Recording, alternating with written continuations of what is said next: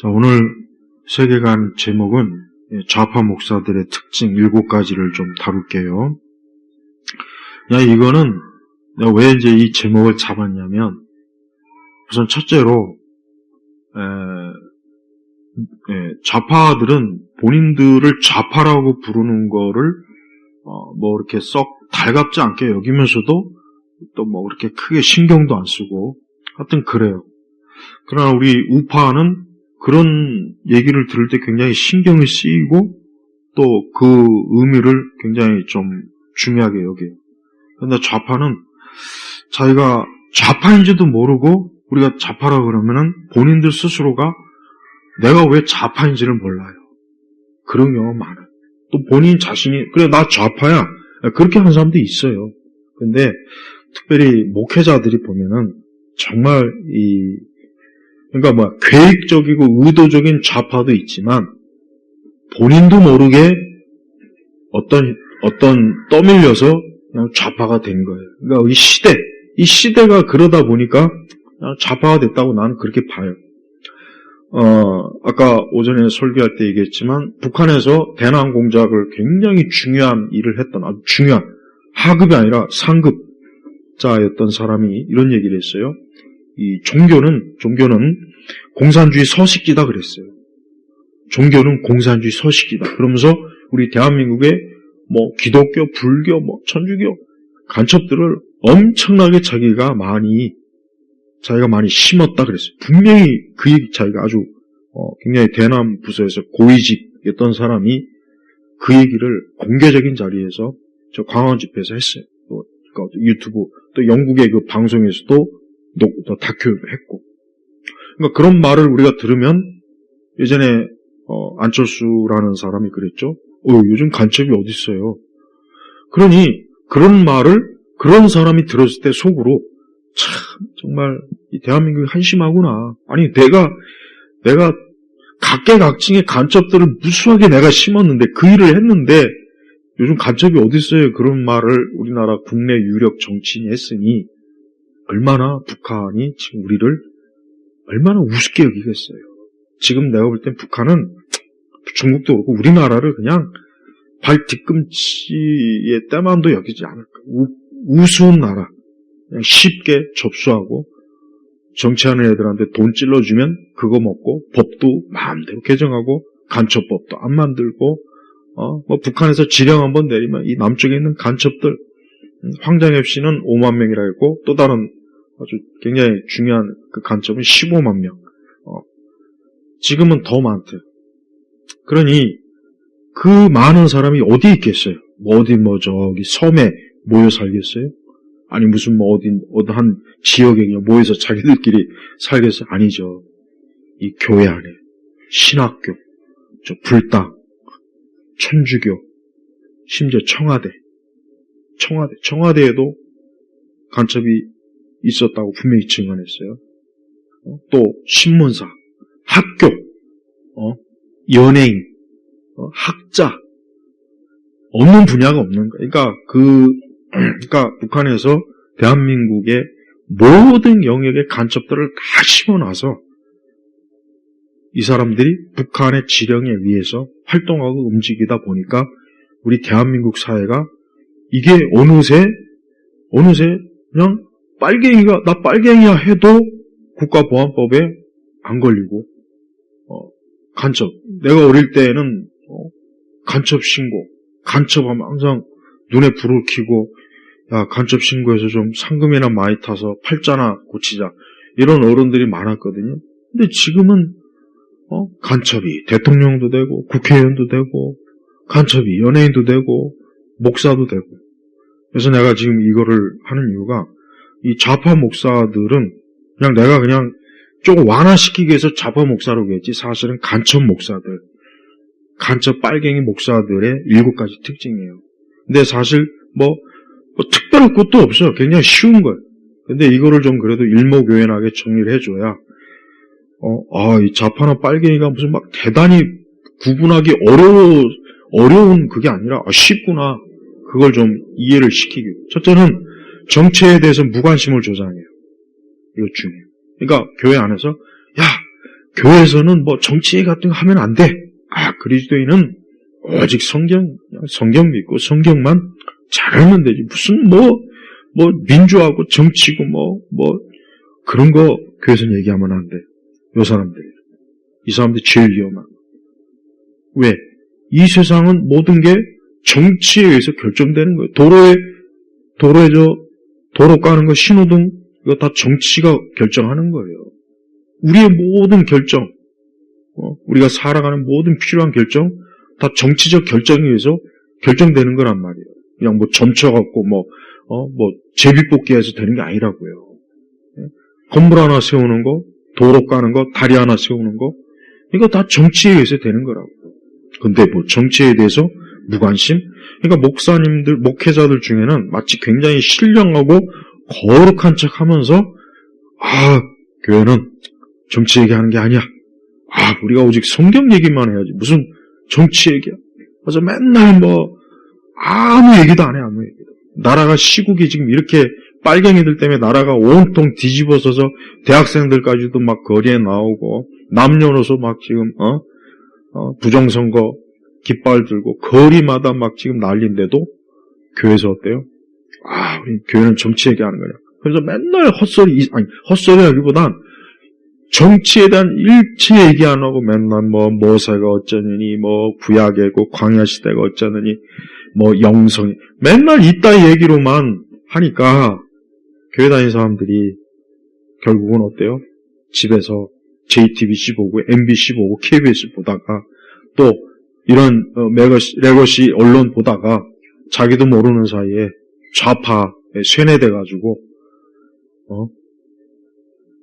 결국 저들에 의해서 이용당하고 선거 때마다 저쪽으로 투표해주고 그러면서 또 무슨 반기독교적인 문화현상 나오면은 왜 그러느냐고 또 난리쳐. 자기들이 찍었잖아요. 믿는 교회 다니는 사람들이 찍었잖아요. 적어도. 그러니까 누가 되었든 교회 안에서 정치에 대해서 얘기하지 말라. 정치는 얘기하면 안 된다는 사람은 제 첫 번째 그 빨갱이 간첩이에요. 100% 맞아요. 100%. 본인은 아니라고 해도 그 아니라는 말조차도 우리는 거짓말로 알고 저놈은 빨갱이구나. 저러니까 저게 지금 이런 시국에도 일체 설교 시간에 어떤 시간에도 정치에 대해서 얘기 안 하니까 교인들은 그냥 가만히 앉아 있다가 좌파 언론 선동 각종 SNS 여기에 그냥 자기도 모르게 세뇌가 되는 거예요. 그럼 왜 정치에 대해서 무관심을 조장하는 자 왜 조장하겠어요? 왜 그런 말을 하겠어요? 왜 교회에서는 정치 얘기하지 마. 정치 관심 가지면 안 돼. 교회에서는 이런저런 정치 얘기하지 마. 의도가 뭐겠어요? 교인들이 정치에 대해서 아는 순간 좌파, 공산주의, 사회주의, 빨갱이, 중공, 북한에 대해서 알게 되니까. 마치 이단들이 어때요? SNS 이런 거 보지 마. 왜? 거기에 이단의 자료가 많으니까. 똑같은 수법이에요. 그러니까 앞으로 어느 교회든 오늘 강의를 듣는 외부에 있는 우리 많은 그리스도인들도 정치에 대해서 이런저런 말 하지 마. 교회에서 정치 얘기하는 거 아니야. 교회는 그런 거 얘기하는 게 아니고 오직 성경만 얘기해. 그럼 100% 그 사람은 빨갱이 간첩이라는 거. 요거 첫 번째. 하여튼 이 기준은 이거는 지금 내가 꾸며낸 얘기가 아니에요. 지금 이 얘기를 내가 꾸며내갖고 혹시 얘기한다고 생각하는 분도 있을 것 같아서 절대 그게 얘기가 아니에요. 많은 대남 전략. 이 북한에서 수십 년 동안 남한의 간첩을 파견한 그 일을 했던 사람들이 그냥 얘기하는 거를 내가 일목요연하게 지금 알기 쉽게 얘기해 주는 거예요. 그러니까 종교는 공산주의 서식진이기 때문에 북한은 교회만큼 간첩 심기 좋은 게 없고 신학교나 교단만큼 북한의 간첩 심어놓기가 좋은 곳이 없다는 거예요. 그런데도 교회 안에서 이런 얘기를 안 한다. 공산주의자들한테는 땡큐죠. 안 그러겠어요? 그러니까 어느 교회든 교회를 선택할 때 정치 얘기 안 하는 교회는 나가지 마요. 차라리 그 교회가 좌파 교회라면 차라리 나. 그러면 이거 아닌데? 그래? 그런 의문점이라도 가질 수 있잖아. 근데 정치에 대해서 아무 얘기하지 말라면 결국은 교인들의 눈과 귀를 생각을 멈추게 하는 거란 말이에요. 그래서 결국 좌파 빨갱이들의 노예가 되는 거예요. 아까 얘기했지만 북한에서 대남 전략한 사람, 자기가 수십 년 동안 이 대한민국 곳곳에 간첩들을 엄청나게 많이 심어놨는데 교회도 많다. 이 얘기를 공개적으로 했어요. 그러니까 난 그대로 말을 전달하는 거지 내가 지금 꾸며낸 말이 아니라는 거. 그렇게 하는데. 두 번째는 간단해요. 두 번째는 좌파 빨갱이 목사들은 그냥 누구 지지합니까?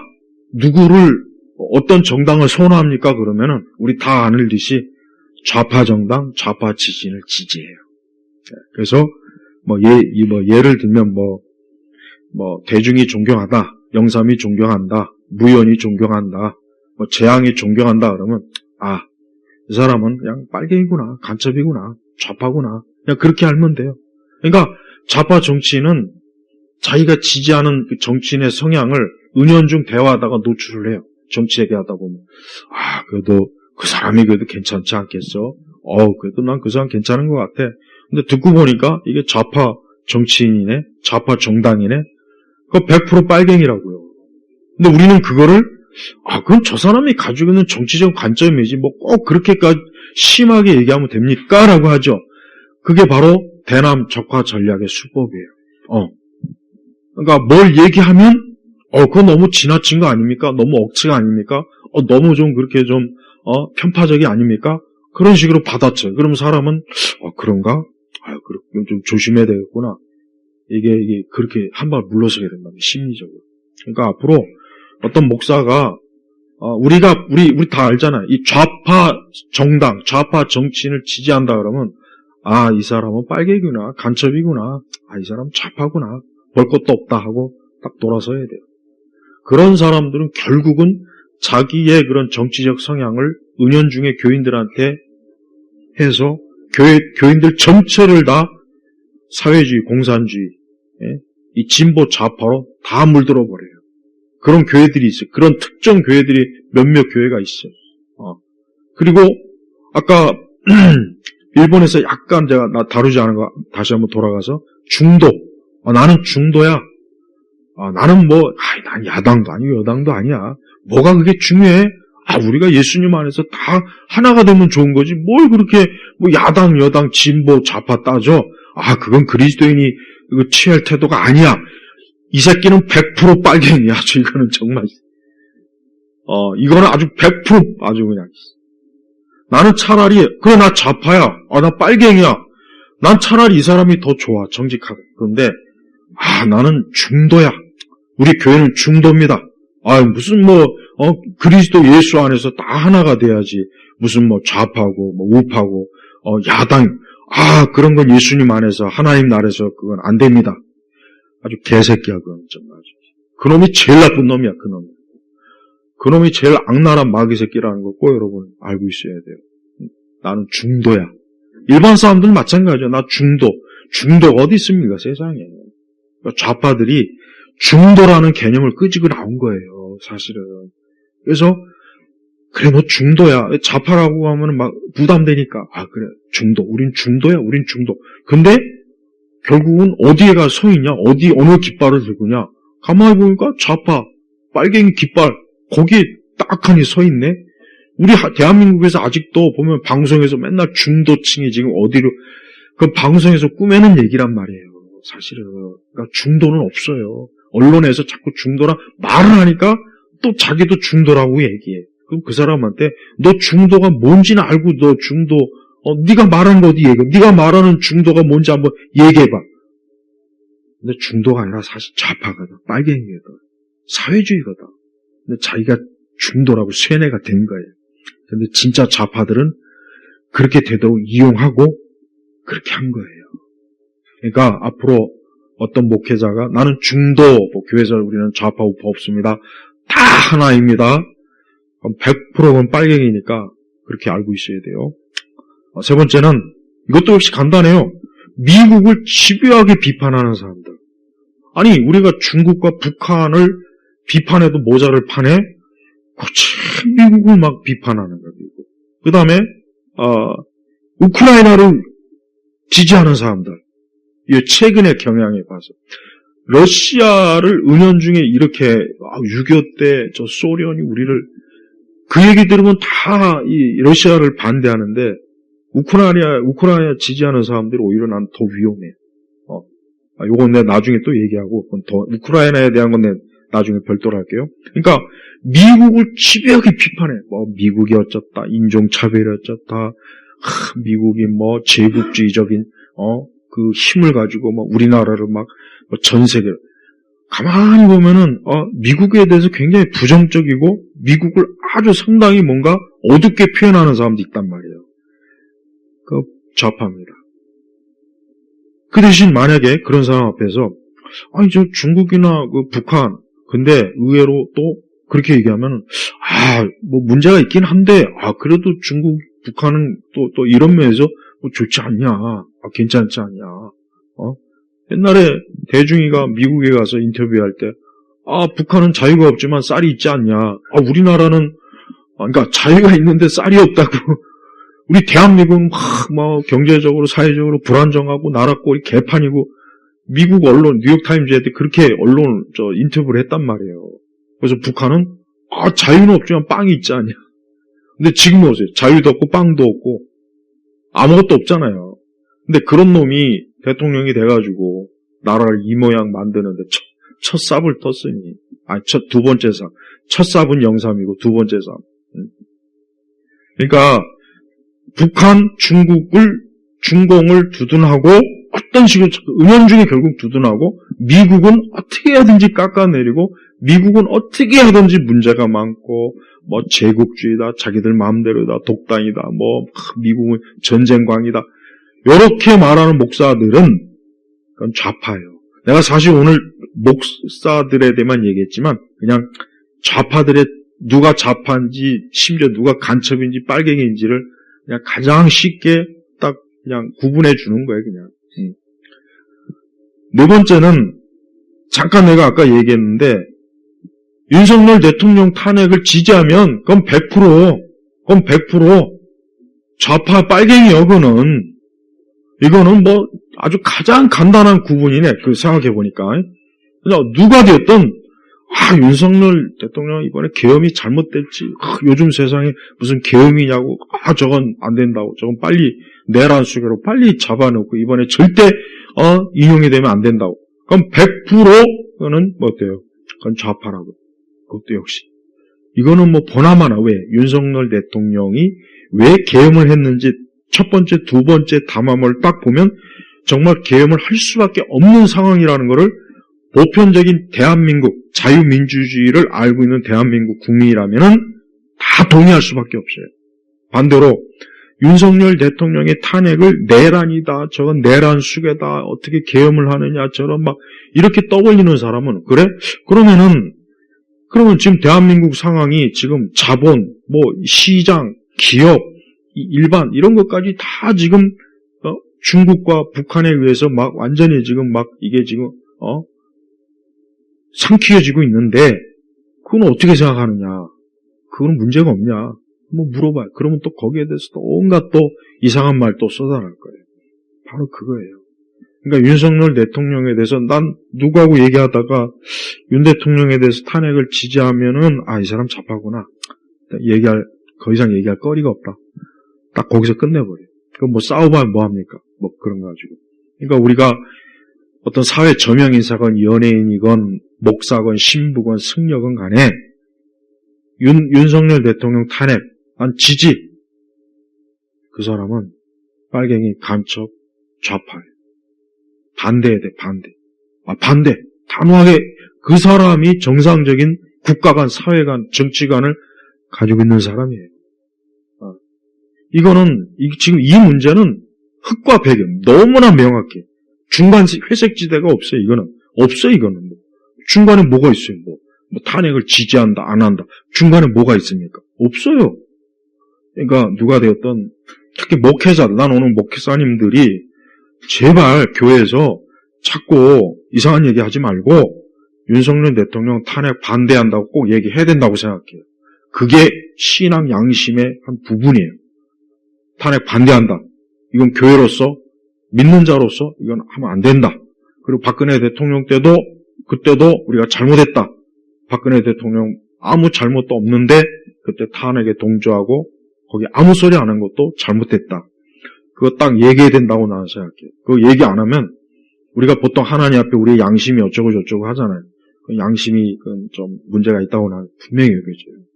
그 다음에 5번째는 자유 대한민국의 건국 이승만 박정희 전두환 대통령을 깔아뭉개고 독재자니 구테타 세력이니 무슨 5.18의 주범이니 하는 그런 얘기하는 목사들은 아주 전형적인 빨갱이요. 진성 빨갱이 좌파입니다. 왜? 이것도 명확해요. 이승만, 박정희, 전두환 대통령의 업적을 1000가지도 넘어요. 1000가지. 이 세 분의 업적, 이 대한민국의 발전을 위해서 한 업적은 1000가지도 넘어. 내가 보니까. 거기다 윤석열 대통령도 그 짧은 3년 동안에 해놓은 게 굉장히 많아요. 정말. 그래서, 어떻게 이렇게 다 해놨을까? 그 짧은 3년 동안에. 응? 그러니까 봐요. 이승만 대통령이 원자력 추진했죠. 기초를 쌓았죠. 박정희 대통령이 원자력 형성했죠. 그 뒤를 이어서 계속, 전두환 대통령 IT 기조를 딱 잡아줘서 삼성이 그거 했죠. 우리나라가 쭉쭉쭉쭉 정말 문제없이 발전할 수 있었던 이 모든 배경은 이 이승만, 박정희, 전두환 대통령이 전부 다 깔아놓은 거예요. 지금의 한강, 저것도 전두환 대통령이 다 기초 세워놓은 거예요. 그리고 88 올림픽, 전두환 대통령이 강하게 해서 밀어붙여서 88 올림픽을 통해서 우리나라가 개방화되고 전 세계에서 우리나라의 그 어떤 우수성, 위대성을 알려준 거예요. 근데 전두환 대통령을 막 엄청나게 까대죠. 아직 묻히지도 못했어요. 세상에 이런 나라가 어디 있습니까? 그러니까 우리 민족을 가만히 보면 좀 잔인해. 약한 자에 막 짓밟고 강한 자 앞에서 비굴하고 거짓을 선동 전략이 평범한 사람이나 정치인이나 너무 잘하고 개개인이 너무 교활성이 우리 민족에 있어요. 그 다음에 가장 큰 거, 은혜를 원수로 갚는 거. 우리 한민족은 은혜를 원수로 갚는 게 아주 체질화된 것 같아요. 미국이 아니었으면 우리나라 50년, 60년대 전 국민 다 굶어 죽었어요. 다 굶어 죽었다고. 전부 다 미국이 원조하는 것으로 먹고 살고 옷도 다 입었단 말이에요. 그런데 반미. 전 세계에서 우리나라가 반미 제1위예요. 이슬람권 다음으로. 이게 말이 됩니까? 우리나라가 독립군? 우리나라에 독립군이 없어요. 무슨 독립군이 있어요? 독립군이 전부가 다 삼류 양아치 깡패들이. 그러니까 독립군 역사를 보면 하나도 없어. 하나도. 무슨 전부 다 조작된 역사예요. 근데 그런 걸 우리가 무슨 대단한 우리나라가 무슨 힘이 있다고 그죠? 독립을 해.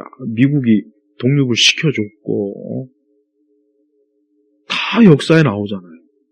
근데 무슨 8.15만 되면 막 독립 그리고 맨날 영화 막 독립군 우리나라가 막 대단한 독립군이 독립활동을 해서 막 상해 밀정 어쩌고 저쩌고 전부 다 개 잡범들인데 하나같이 양아치들 도둑놈들 강도들 그래서 갇혔으면서 독립운동하다 갇혔다고 나중에 다 역사 미워하고 그러니까 이승만, 박정희, 전두환 이 세 분을 까는 사람은 안 됐지만 정말 너무 무지한 거예요. 배은망덕하고 또 역사에 대해서 그 대신 또 김일성이나 모택동이는 또 존경해요. 특히 김일성. 김일성이하고 김정일, 김정은 이 사악한 독재자 한민족을 이 모양 이 꼴로 지금도 왜 젊은 애들이 왜 2년 반, 1년 반씩의 군대가 있어요? 나는 3년. 내 윗대는 3년, 3년 하고도 6개월. 내 윗대. 그 젊은 애들이 그 아까운 20대를 누구 때문에? 김일성 개새끼 때문에 그런 거 아니에요. 스탈린하고 모택동이하고 이것들이 한국전쟁 모여해갖고 남북이 찢어지고 학살. 지금까지도 저 모양 저 꼴 아니에요, 저거. 근데 왜 저 사람, 저 악마들에 대해서는 욕 한 번 안 하고, 왜, 엄원, 이승만, 박정희, 전두환 대통령, 왜 욕을 하냐고, 왜. 자유민주주의, 먹고 살게 하고, 전기, 원전, 산업, 이 모든 걸 다 이렇게, 해준 그 위대한 통치자들은, 지금 막 독재자 소리 듣고, 아이들한테 막, 아이들 그 권장도서, 교육도서 보면은, 이 거지 같은, 노씨, 문씨, 재앙씨, 영삼이 막, 이것들 막 영웅시하고, 빨갱이 독립군을 막 영웅시하고, 진짜 제대로 된, 근데 우리나라 그 영화 보면은 전부 다 뭐야. 지금 계속 얘기했지만, 우리나라 그 좌파적 문화 현상을 찬양하는 거예요. 그래서 우리나라 맨날 툭 하면 일제시대 영화, 조선시대 영화, 드라마, 일제 독립군, 또 5.18, 민주화 이런 거 띄우는 영화, 그거 좋다고 얘기하고, 그걸 잘한다고. 그 사람은 간첩이고 빨갱이에요. 딱 보면, 그가 어떤 문화를 좋아하는지 딱 보면은, 이 사람은 역사를, 그러니까 우리나라가 전 국민이 이렇게 세뇌된 거는 내가 볼 때는 영화, 드라마가 가장 커요. 이 사람들이 무슨 책을 봤겠습니까? 강의를 들었겠습니까? 그게 아니라, 영화나 드라마. 툭 하면 주기적으로 나오잖아요. 선거철 되면 영화나 좌파 문화 권력가들이 영화 찍잖아요. 독립군에 대한 영화, 일제시대 배경 영화, 드라마 만들어가지고, 막 이승만을 망나니 정치인, 막 전두환을 깡패, 박정희는 완전히 그냥 막 무슨, 아주 사악한 최고의 독재자인 양 툭 하면 방송이나 언론 이미지로 막 띄워서, 그걸 보는 아이들은 나중에 커서까지도 박정희 독재자, 군합발로 민중을 깔아뭉개. 5.18은 영삼이하고 대중이하고, 그 다음에 최규화, 규화. 하여튼 5.18은 영삼이하고 대중이하고 선동질 해가지고 일어난 거는 100% 이게 맞아요. 그게 맞아요. 그런데 왜 5.18에 대한 책임을 엉뚱한 데 돌리잖아요, 엉뚱한 데. 그러니까 그런 역사를 보면은 너무 많은 그 거짓말로 영화나 드라마, 뮤지컬, 다 속이는 거예요. 이 조선 말기는 여러분, 지옥이에요, 지옥. 조선 후기에 우리나라 들어왔던 외국인들이 쓴 책들이 지금 많이 나와 있어요. 나도 다 가지고 있는데, 조선 말기에 우리 서양 선교사들이나 정치인들이 우리나라를 보면은, 이 양반은 정말, 허가받은 흑혈기. 일본이 아니었으면 수많은 민중들이 그 양반의 등살이에서 살 수가 없는 지옥 같은 나라였어요. 근데 우리는 사극이나 이거 보면 양반들이 멋있게 나오고 다 거짓말이에요, 다 거짓말. 그 양반들이 얼마나, 흑별기처럼 백성들을 빨아먹었으면, 이사벨라라는 그 여사가, 허가받은 흑별기, 허가받은. 그러니까, 조선이라는 나라는 극히 2%, 3%의 양반을 위해서 나머지 90몇 프로가 노예 생활을 했던 아주 개조선이야, 개조선. 유교 탈레반. 내가 유교에 대해서도 또 얘기해 줄게요. 나중에. 그런데 그런 조선을 막 띄우고 고정 천하의 바보 등시 같은 새끼. 맨날 하는 거 없이 무능력해가지고 일본에 가서 빌빌고 러시아에 가서 빌빌고 나중에 팽당해가지고 뒤에서 그냥 당구나 치고 커피나 마시고 궁녀들하고 맨날 아이 낳는 일만 하고. 그게 고정이에요, 병신이에요. 고정은 최고의 쪼다예요, 쪼다. 근데 무슨 조선 왕조를 또 복원해야 된다는데, 조선 왕조에 대한 드라마, 영화 막 찍고, 거기에 또 환상이 빠져갖고, 우리도 그럼 다 노예가 되자는 거예요, 노예가. 고정의 자식들 하나가 제대로 된 자식들이 없어요.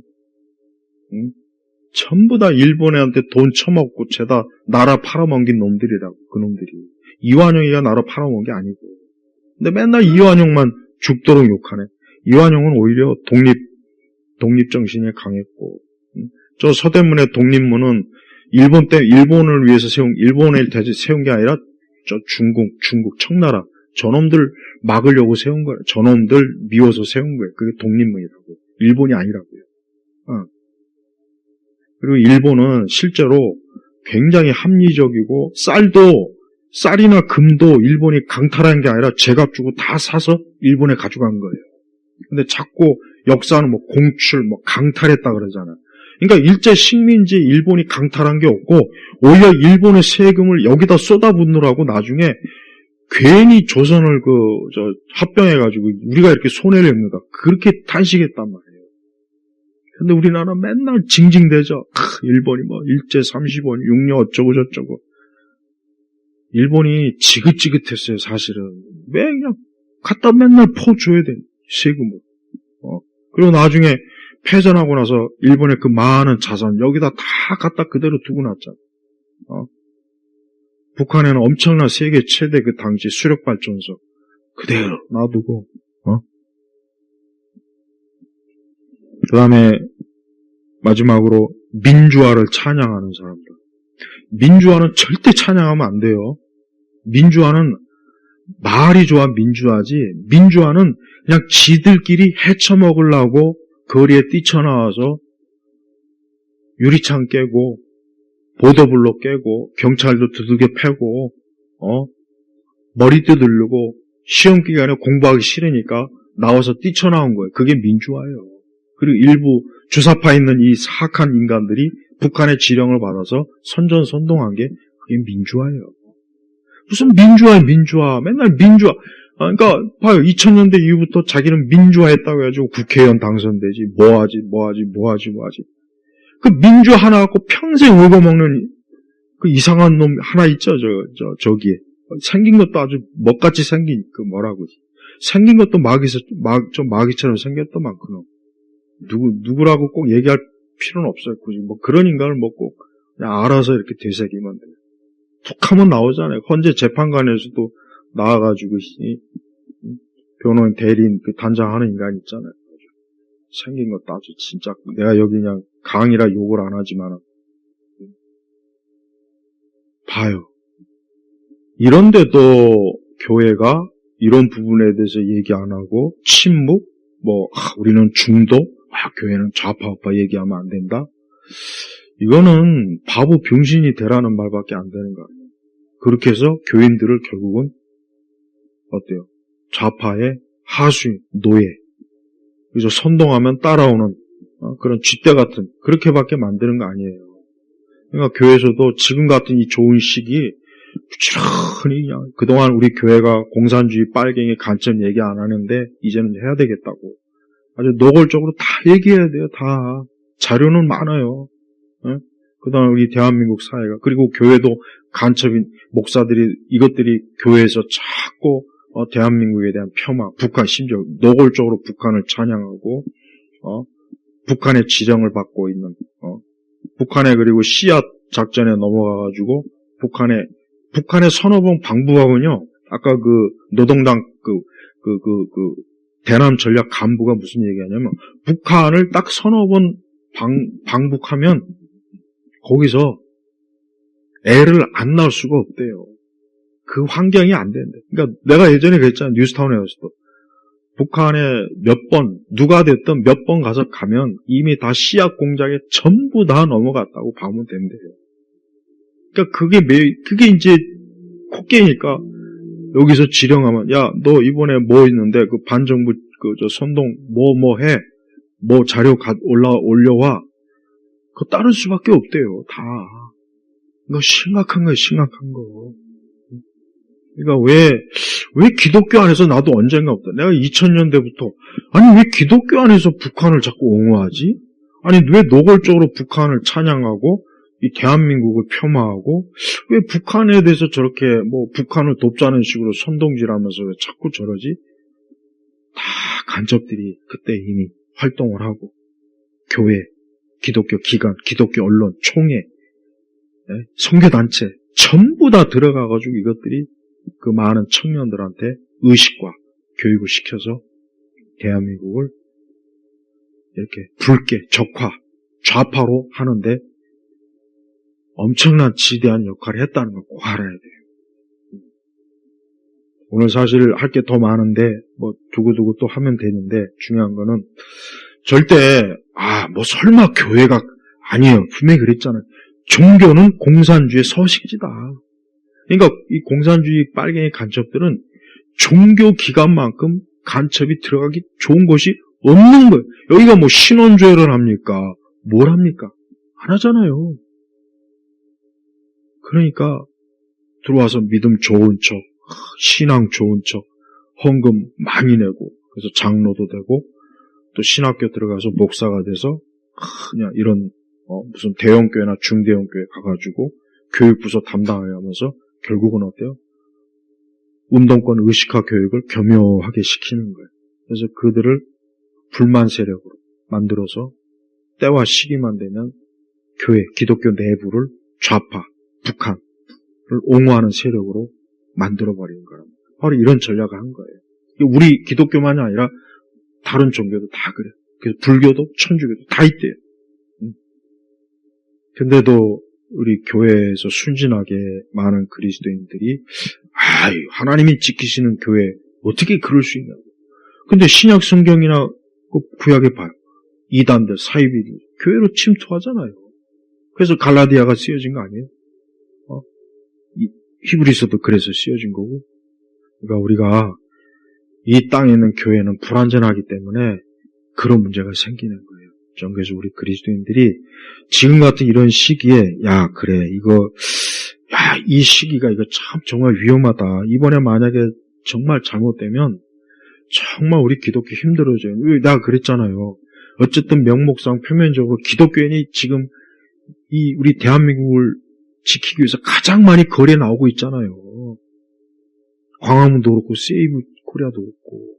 그러니까 이 기독교만 죽이면은 아주 대한민국은 자기들 마음대로 할 수 있겠다 해서 기독교를 무슨 방법과 수단과 방법을 가리지 않고 철저하게 분명히 탄압을 할 거라고요. 물론 겉으로 총과 칼로 탄압을 하지는 않을 거예요. 보는 눈이 있으니까 세계. 그러나 소프트 전략이라고 해가지고 보이지 않게 뒤에서 얼마든지 교회 파괴할 수 있는 건 수도 없이 많아요. 그러니까 우리 성도들이 이런 시국을 교회에서 정말 열심히 말해야 돼. 열심히. 이걸 1년 내내 10년 100년 말합니까? 지금 이 중요한 시기 계속 얘기해서 교인들을 깨우고 경각심을 일으키고 기도를 하게 하고 말씀을 바로 배우고 그러면서 올바른 이념과 사상으로 바르게 판단할 수. 이게 뱀처럼 지혜로운 거 아닙니까? 이게 그래야 되는 거예요. 응? 하나님 안 믿는 사람보다 이런 부분에 무지하다면 그건 참 부끄러운 일 아니겠어요? 오히려 심지어 이단들보다 그러면 안 되죠. 자, 아무쪼록 이 교회나 모든 영역에 간첩들이 많은데 우리 기독교 영역에도 많이 있다는 걸 꼭 알아내라는 얘기예요. 다른 이유가 교회를 내가 짓밟거나 목사님들을 막 그런 의도가 아니라 우리는 순수하고 정말 좋게 받아들이고 싶은데 이 일을 수십 년 동안 했던 이 북한 공작원이 자기가 수십 년 동안 이 남한의 종교계에도 교회에도 간첩들을 많이 심어놨다. 내가 이제 와서 참 너무 잘못했다. 이런 참회를 하는 거를 내가 직접 듣고 책으로 보고 오늘 그냥 그대로 내가 얘기해 주는 거예요. 내 얘기는 단 하나도 안 섞었어요. 나 지금. 그러니까 잘 새겨듣고 좀 주변의 기독교인들에게 좀 많이 알려주길 바랍니다. 기도하겠습니다. 하나님 아버지 거룩한 주님의 몸된 교회에 저 붉은 사상, 적그리스도의 사상, 반기독교적인 사상을 가진 자들이 지금 이 한국교회 안에도 많이 있습니다. 그들을 다 속관해 주시고 교회를 정화시켜 주시고 정결케 하셔서 그리스도의 몸이 부패하고 썩지 않도록 지켜주옵소서. 예수님의 이름으로 기도 올렸습니다. 아멘.